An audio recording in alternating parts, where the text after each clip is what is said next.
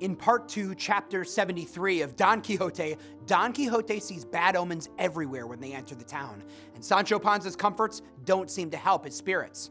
They meet Pero Perez and Samson Carrasco on the way back to Don Quixote's house, where they're greeted by his niece, his housekeeper, Teresa Panza, and Sanchica Panza.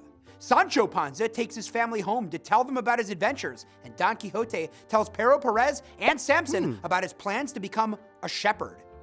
Uh-oh, they suspect a new madness has taken hold. In Part 2, Chapter 74, Don Quixote is struck with a fever and stays in bed for 6 days before suddenly seeming healthier and more sane than ever before.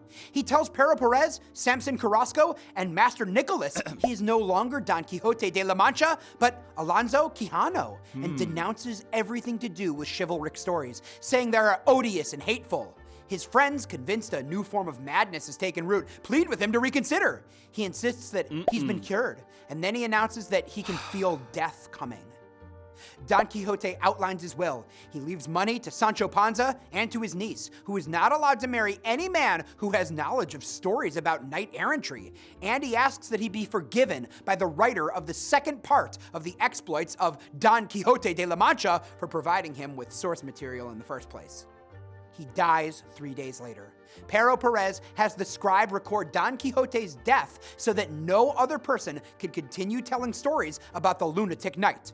Sidi Hamid Benagali ends his tale with the reminder that his goal had been to make men loathe the concocted, wild-eyed stories told as tales of chivalry. Don Quixote's death may seem unnecessarily tragic, but Cervantes wanted to make sure no one else would steal his characters ever again. Cervantes himself never saw much money from Part 1 of the book, and Alonso Fernandez de Avellaneda's illicit version irked him until his final days. He would be damned if any more people were going to earn money or notoriety from his creation, and the only way to ensure that was to kill off his hero.